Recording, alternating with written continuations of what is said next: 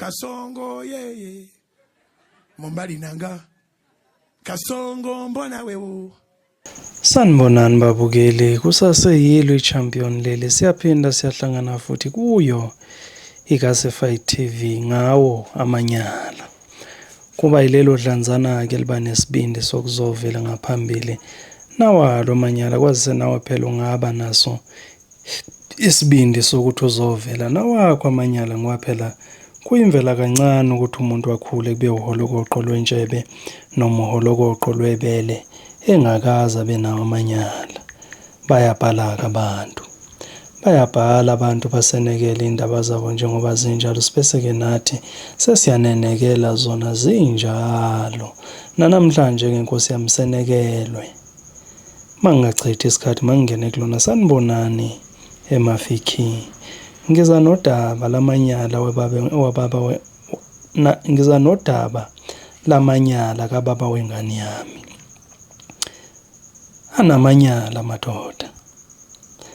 Anamanyala amadoda kakhulu. Ngenza iphutha elikhulu kunawo wonke empilweni yami. Ngathandana nomuntu oshadile, wayeneminyaka 3 eshadile nomfazi wakhe. Ngenxa-ke yokuthi wangiheha ngobuhle bakhe nangemali yakhe, ngathatheka ngamnqoma. Azange ngisheshe ngizisole ngoba wayenginakekela. Sathandana mina naye ngingasebenzi, enginakekela. Waphela unyaka wokuqala, kulowo nyaka ngangingamhluphi ngalutho. Wayengibekela imithetho ukuthi angimfoneli ngesikhathi esiwukuthi, ngilinda yena kube uyena ongifonelayo. Hhayi-ke nami ngalalela ngithi angifuni ukummoshela ngoba phela ungichazele kahle ukuthi yena ushadile. Ngangimake sure ukuthi angimfoneli. Ngimfonela ngesikhathi engaziyo ukuthi ngempela usemsebenzini, mengabe kukhona okuphuthumayo o mengabe ngimkhumbulile. Kwenzeka-ke ngelinye ilanga yabanjwa umfazi wakhe ifoni. Ithe mayibanjwa umfazi wakhe ngazibuzisa uJabulani, ngithi awu bengisacela ukukhuluma noJabulani. Umfazi athi hayi uJabulani wakho. Ngithi hayi uJabulani wakamabaso. Athi hayi sesayi akuyona ifoni kaJabulani le. Ngithi hayi kusho ukuthi i-wrong number-ke sisi, ngiyabonga. Hayi azibongele naye. Vele inamba yami ayiseyivwanga ngale. Hayi kwaba yinto edlula kanjalo. Hayi ngifike ngixolise ngakusasa ukuthi manje ngiyaxolisa. Ngike ngafoni izolo kanti ifoni ezabanjwa umfazi. Bengingaqondile ukukudelela okuphula imithetho yakho. Hayi futhi ayisibe right. Waphela unyaka kholokoqo se right mina nawe. Uyanginakekela, uyangispoila, yonke into engiyifunayo ngiyayithola. Kwaba owesibini, kuthe kowesithathu unyaka. Njengoba kuwesithathu nje unyaka, kusho ukuthi owesi-6 beshadile benomfazi wakhe. Ngakhulelwa. Ngithe la ngikhulelwa khona, the day ngimfonela ngimtshela ukuthi ngikhulelwe, ngathuka khona kodwa ngathi hayi ngoba le ndoda iyakwazi ukunginakekela, angeke izehluleke ukunakekela ingane yami engabe sengizele. Hayi ngimfonele ngimtshele ibaba kunesimo lana esithanda ukungabi sihle neze. Abese seyabuza-ke ukuthi awusimo sini leso. Ngithi hayi lese ngathi ngeke ngize ngikwazi ukuthi ngisikhulume efonini, ngizacela nje wenze isikhathi uhlangane nami so that ngizokuchazela konke. Hayi nangempela kade okay, hayi ngizazama ukuthi ngiqoshele izinto zami la ngibe sengiyakuthinta emasengiphuma. Hayi kwaphela nje boma 4 hours waphuma emsebenzini ayazongithatha. Hayi sibese sesiya kwenye-ke restaurant. Masifika lapha hayi sidle. Hayi ngibese sengiphuza amanzi ngimtshele ngithi baba nginganongazizwa kahle kulamalanga. Ekungazizweni kahle kwami ngasola ukuthi kungenzeka ukuthi sesinaye omncane wethu ozayo. Ngabe sengithi mangiphuthume-ke emtholampilo ngiyobheka ukuthi ngabe ngampela kunjalo yini.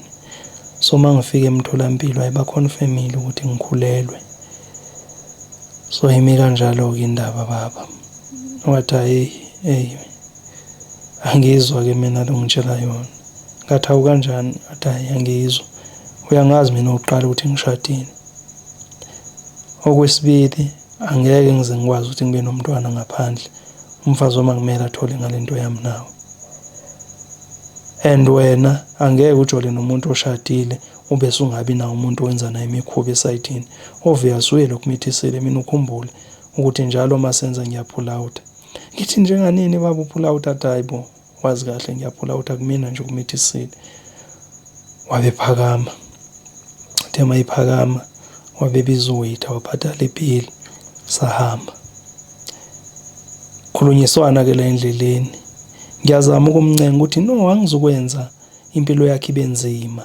As long wena uzanakekela umntwana noma akavelanga kumkakho awuvele semdala konke ungathi anginamntwana mina. Wangihambisa wangibeka endlini. Wahamba ngithema ngiyamthinta ngakusasa sengiqikelela ukuthi emsebenzini. Iblockiwe inamba yami. Ngathi ngiphuthuma ku-WhatsApp ngiblockiwe. Ngazama ukuthinta komnye umngani wakhe wenzela ukuthi angikhulumele naye. Lo mngani wakho wangitshela wathi sisi uyabona ke manje usengitshelile umngani wami ngalento wena ofuna ukuyenza. Lo ufuna ukuyenza ukumbambisa ijazi ngizacela ukuthi uyihoxisa leyo nto ngoba uzoba nenkinga. Mawusayithanda impilo yakho khawuzame ukuthi uthole ubaba wengane ngoba uyamazi ubaba wengane akuyena ubafo lo. So wena kuyokusiza ukuthi uthole ubaba wengane uhlukane nobafo phansi ngoba uzahamba nalomntwana engekaveli. Ngabe sengihlehla khona lapho ngasabela impilo yami ukuthi uyabona la ngizobulawa. Ngabe sengithumela ngayena kumngani wakhe lo ngithi ngicela umtshele ukuthi hayi mina ngeke ngisamlandelela. Ngiyaxolisa kodwa ngiyacela ukuthi kungabikho umuntu ozangilandelela afuna ukungibulala. Hayi bese umngani wakhe angitshela ukuthi as long wena uzadlalela kude nomngani wami uyeke lokunakala ofuna ukwenza. Hayi kwaba ngihlehla kanjalo ke. Wavela umntwana ngazama ukuthumela ngomngani wakhe izithombe mayina 3 years ngithi hayi sacela kambonise izithombe abone ukuthi umntana wakhe ngoba ufana naye. Wabuya umngani wakhe wazongitshela ukuthi hey le ndoda ithi ngitshela ukuthi ishadile yona ifuna isicefe. Usacela ukuthi ngimiyeke ngabantwana ngabazi. Ngagive up khona lapho ke. Ngasho ngathi ubuye ukuphinda ungibone ngithandana nomuntu oshadile. Ukubuye ukuphinda ungibone. Hey kunzima. Kunzima kakhulu. Ngiyabonga.